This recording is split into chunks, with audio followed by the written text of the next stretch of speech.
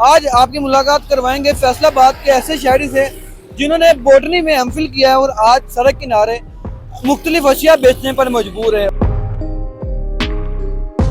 आप पढ़ाई के साथ साथ कोई छोटा मोटा काम करें, कोई स्किल सीखें। गवर्नमेंट से बिल्कुल भी आप उम्मीद ना रखें कि पढ़ाई के बाद आपको कोई अच्छी पोस्ट मिल जाएगी। किन मुश्किलों में गुजर कर आपने एमफिल की डिग्री की? मुश्किलात बहुत आई हैं, ज़हरी बात है। नर्सरी टू एमएस बॉटनी ये जो सफ़र है, ये जस्ट कहना आसान है। जो माँ बाप ने ज़हरी बात है वो फेस करते हैं, बच्चे को पढ़ाना, उनको लेके आना, उनकी फीस अदा करना, ये सब चीज़ें बहुत बहुत मुश्किलात आई। मैंने अपनी हाथों से अपनी मामा का जो जेवर था वो बेच के फीस अदा की थी एमएस की। औलाद की ख्वाहिश होती है कि अपने माँ बाप की खिदमत करें, तो मेरी भी यही एक ख्वाहिश थी।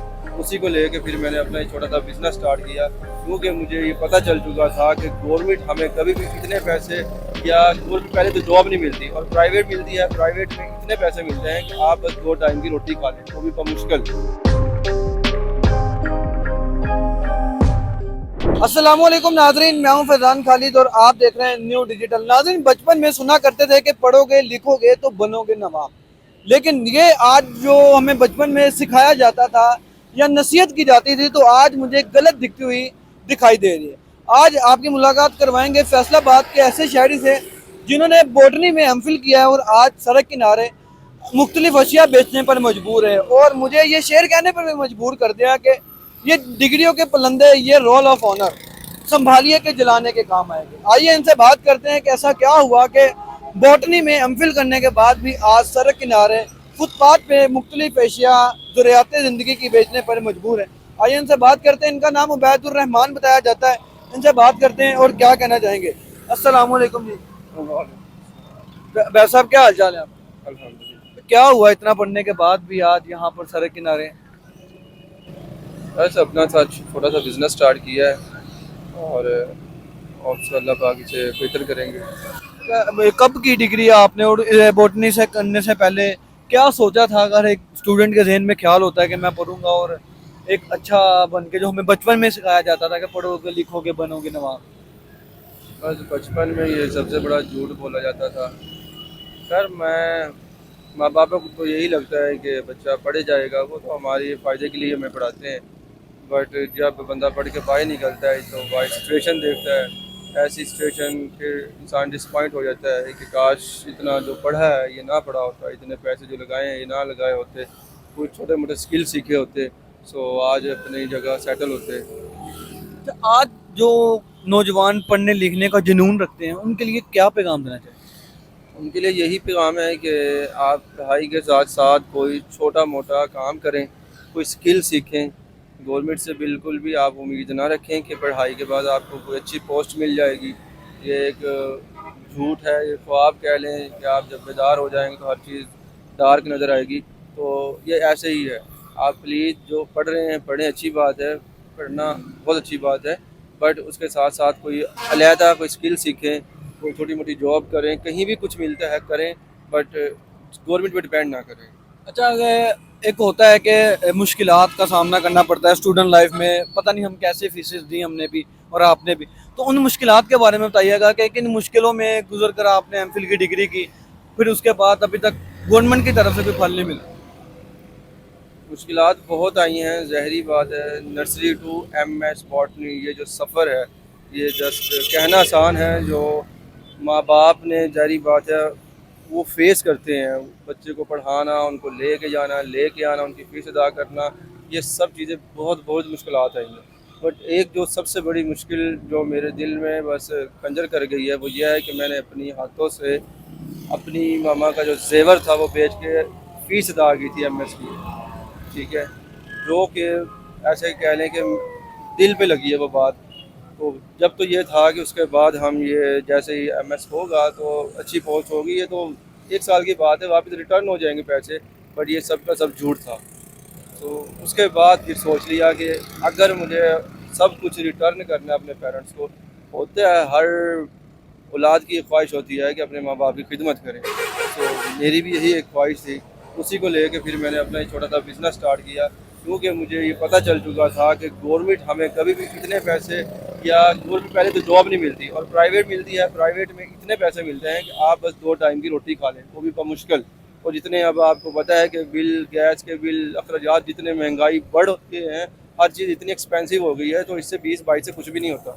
20-22 तो बिल आता है, तो इससे बेहतर है कि बंदा अपना काम शुरू करे। अच्छा, ये आपने स्टॉल लगाया था, आइडिया कहाँ से है और क्या क्या बेच रहे हैं आप? आइडिया ऐसे ही बैठा हुआ था, तो बहुत सी स्टोरीज पड़ी भी हुई थी।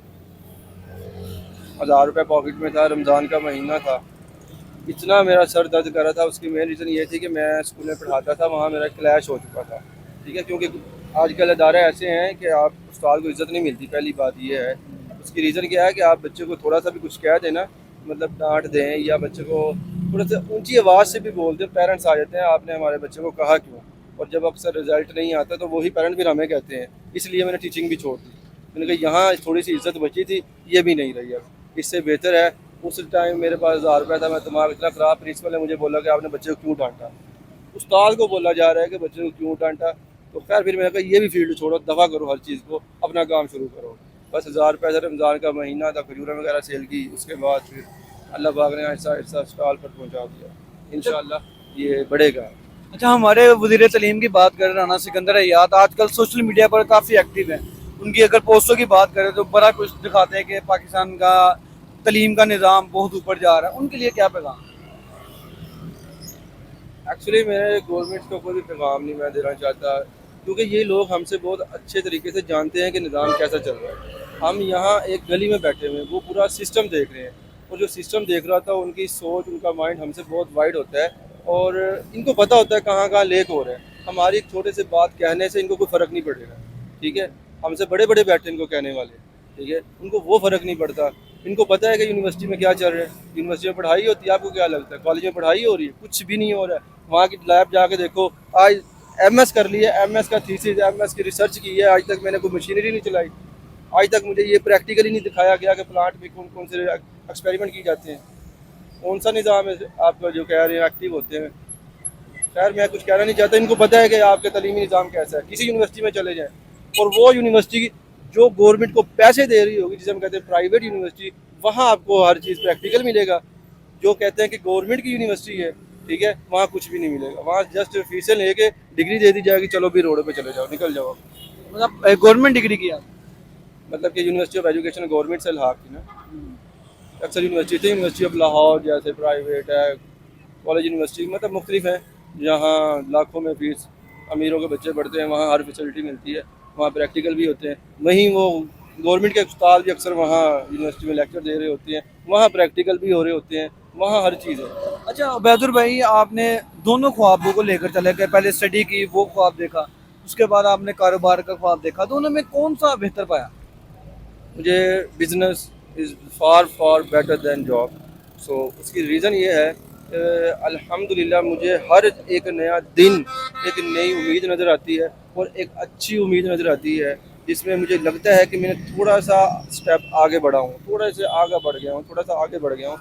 जबकि जॉब एक मैं स्टक हो गया था, एक ही जगह पे स्टक रहो, सुबह उठो जॉब, क्योंकि जो आप हॉब लेके चलते हैं वो आपको मिलती नहीं है, ठीक है। मतलब कि अगर मैंने बॉटनी की है तो मेरी हॉब यही होगी कि मुझे प्लांट के रेलिवेंट जॉब मिलती और अच्छी मिलती, ठीक है, क्योंकि एमएस किया है भाई। कहने का मतलब है कि आप जब इतना कुछ पढ़ लेते हो तो आपके जो एक्सपेक्टेशन है वो भी बढ़ जाती है, ठीक है। तो हम वो मिलती नहीं है, तो फिर हम छोटे से बिज़नेस पे शुरू हो गए हैं। और मैं बच्चों को भी यही कहूँगा जो पढ़ रहे हैं, तो आप अपना छोटा सा काम स्टार्ट करें, इंशाल्लाह आपको कभी जॉब की ज़रूरत पड़ेगी नहीं, ठीक है। कभी किसी पे डिपेंड ना करना, लोग लाखों कुछ कहें, क्योंकि जब मैंने ये स्टार्ट किया था मुझे पता था कि मुझे मेरे दोस्तों ने मुझे बुरा भला कहा, मेरे पास मैसेज तक सेव है, मैं कभी किसी का नाम नहीं लूँगा, ना मैंने कभी किसी को कुछ कहा, बट उनको ये पता है कि मुझे ये चीज़ अच्छी नहीं लगती, बट स्टिल वो मुझे कहते हैं, सो मैं खामोश हो जाता हूँ। लेकिन मुझे पता है कि मेरे अल्लाह ने कहा है कि कोई भी काम छोटा नहीं होता। मुझे हज़रत उमर रज़ियल्लाहु ताला अन्हु का वाक़या याद आता है कि वो खलीफा थे और लेके चलते थे शकीज़ा, जिसमें पानी भरते हैं ना, वो गड़ा सा वो लेके चल रहे होते थे, हाँ जी।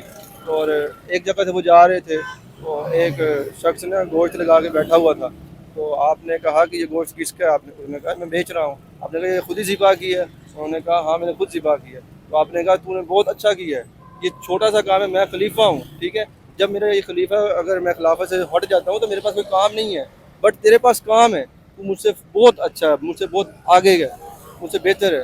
تو کوئی بھی کام چھوٹا نہیں ہوتا. عبدالرزاق, مجھے کراچی والے کا واقعہ یاد آتا ہے کہ جس نے کیبل نیٹ ورک شروع کیا تھا, گلی گلی میں کیبل لگاتا تھا, آج کراچی میں سب سے بڑا نیٹ ورک اس کا ہے.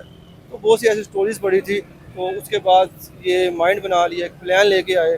تو انشاءاللہ پیچھے بھی کوئی امید نہیں ہے, اللہ پاک نے کاروبار میں 9 درجے رزق رکھا ہے, تو ہم نے بھی کاروبار سے نکالنا ہے.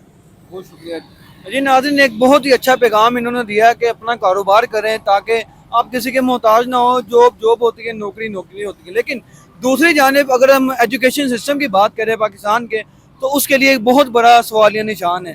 یہ عبید الرحمان 1% ہے. اس طرح کے سینکڑوں کی تعداد میں ایسے پنجاب بھر میں بلکہ پاکستان میں ایسے نوجوان ہیں جو ڈگری حاصل کرنے کے بعد نظر ہی نہیں آتے. وہ صرف اپنے آپ میں ہی ایک جنگ لڑ رہے ہیں, جو جنگ چلتی رہتی ہے.